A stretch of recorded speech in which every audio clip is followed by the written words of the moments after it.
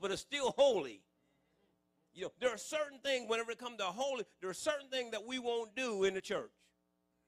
You know, I mean, if in fact you've been in the church and, you know, you kind of like to, sip a little still on the side. You know, you like to drink a little, you know, you still like to drink. I'm just put it out there. Not very many people are saying, hey, you know what? Let's go into church. Ain't nobody in there. Let's go in there and drink. No, that's the holy place. You ain't even thinking about that. Like, no.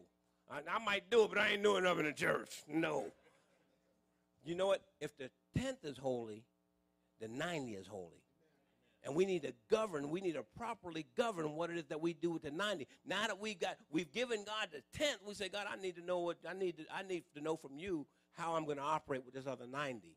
And if you were to do that, then you're not going to find yourself in a position where your vehicle is being towed away.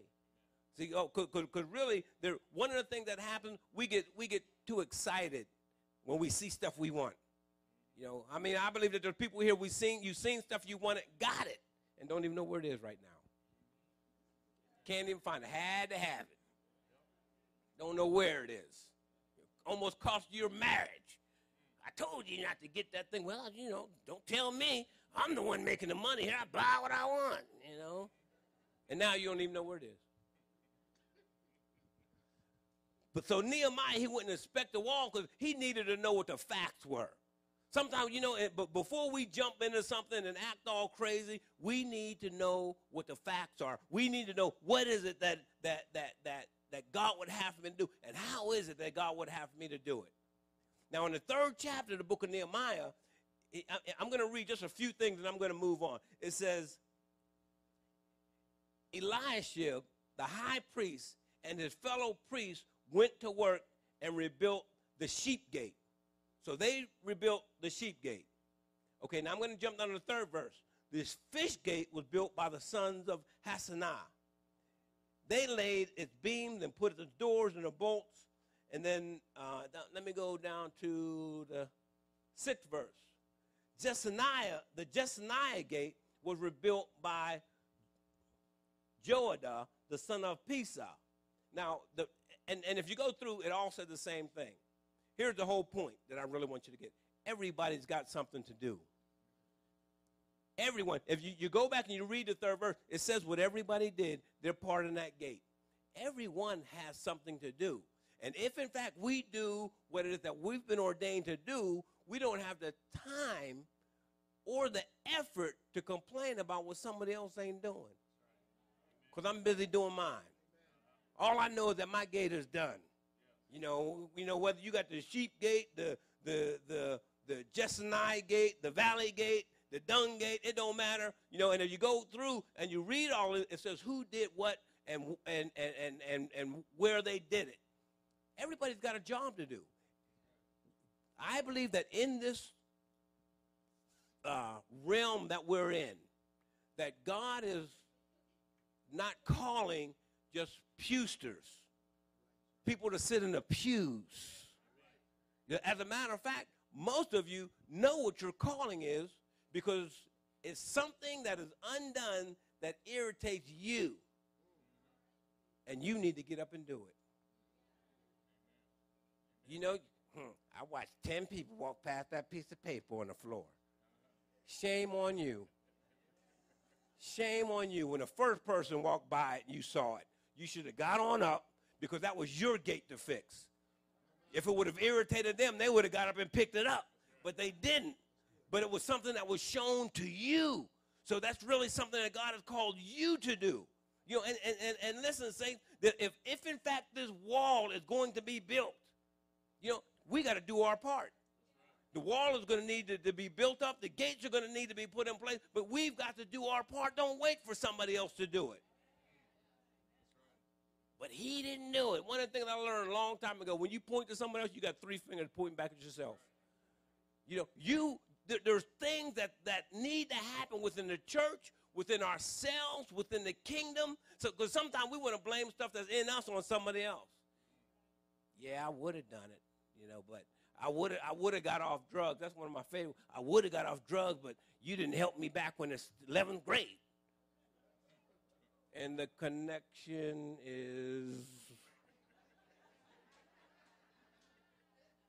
know there's something in you that you need to fix. I don't know about the 11th grade, the 10th grade, 9th grade, or 8th grade, but right now the issue is in you, something that you can't get over. You need to fix it in you. There are some things that are within us that God is speaking to us. This is how it gets fixed, but we don't want to do it. We're too comfortable blaming somebody else. You know, we're too comfortable. Well, you know, that man, he ain't no good. He done left me with this kid. Well, I ain't going to talk about how that situation got there together and y'all done hooked up and did a little something, something, but now it's his fault. If you can't say amen, say ouch.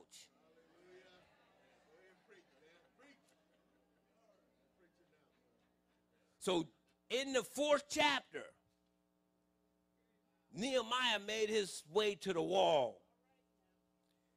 And he's rebuilding this wall. And the 4th chapter says, when Sanballat heard that we were rebuilding the wall, he became angry and greatly incensed. Y'all know what an incense is, don't you? And on the very tip of the incense, what's it feel like? You ever touch that by accident? It's hot. He was hot. He was greatly incensed. He ridiculed the Jews.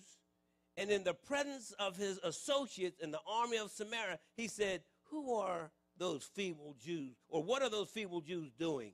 Will they restore their wall? Will they offer sacrifice? Let me tell you something. Anytime that you're doing the work for God, there's somebody that's not going to like it. There's somebody that's going to talk about you and come against you and ridicule you. When something is being built up, somebody goes, I don't know why they need that. I don't know why Mount Aaron need a new church. They was fine where they was at. Y'all don't know the work that need to be done. Y'all on the outside looking in, so you can talk if you want to, but there's a work that's going to be done. You know, and Nehemiah got up on that wall, and there's always somebody that's going to criticize you. You know, there was a time in your lives, in our lives, we was dying and on our way to hell. And we got saved and somebody criticized us. You don't need to do all that. You think they would encourage you. But no, anytime that you're doing the work for God, you're going to be criticized. Sometimes they criticize you like this. Yeah, I see you coming out of that church on Sunday, but I remember when. Y'all know you remember when. I got to remember when. Your pastor got to remember when. We all got to remember when.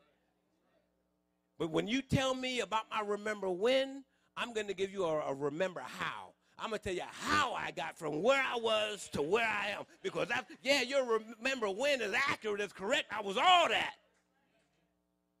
But now let me tell you how I got from there to here. You know, when somebody is talking about your remember wins, they digging in the garbage. That's nasty. Down in somebody's garbage thing. Look at this. I remember that. He wasn't always dressed like that. You better get up out of the garbage.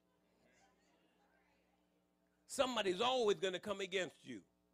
So Nehemiah, despite the opposition, continued to build that wall. Nehemiah and those that worked with him, despite what was going on, stayed on the wall. No matter what may happen in your life, no matter what may happen in your spirit, stay on the wall. Stay on it. You know, see, because one thing about the wall, it's always a higher place than everywhere else. I don't care how low the wall is, it's higher than everywhere else around it. The Bible here says so we rebuilt the wall till it where it reached half its height. Well, that was half higher than what it used to be, and it's still higher than everything else around it. If you stay on the wall, you'll still be exalted higher than those in the circumstances and the situation around you, but you're going to need to stay on the wall. But when Sanballat, Tobiah, the Arabs, the Amorites, and the men of Ashdod heard that the repairs of Jerusalem walls were gone ahead anyway, it says the gaps were being closed. The gaps was being closed. When you stay on the wall, the gaps are being closed, y'all. And I think this is something I probably shared everywhere I go. Why is it that when we fall out at church, I'm leaving that church. I'm gone. I ain't never going back. Pastor didn't even do nothing. But when you fell out with somebody in a bar, fighting all up in the bar, that next Saturday night, right back in the same spot. Why can't God get that? We give the devil more energy than what we give God. All right, devil, I know you beat me up last week, but I'm going back. I'm coming back for some more. But you fall out in the house of God to the place that you have been called and ordained to be, and you say, I ain't never going back? My God. The Bible says this, those that be planted in the house of the Lord shall flourish in the courts of our God. You need to be planted where you are. You need to be planted where God called you to be. Just like Sanballat tried to get Nehemiah off of his post, out of his place. But he was planted there. He said, you know what? The king released me, God sent me, and I'm going to do what it is that I've been released to do.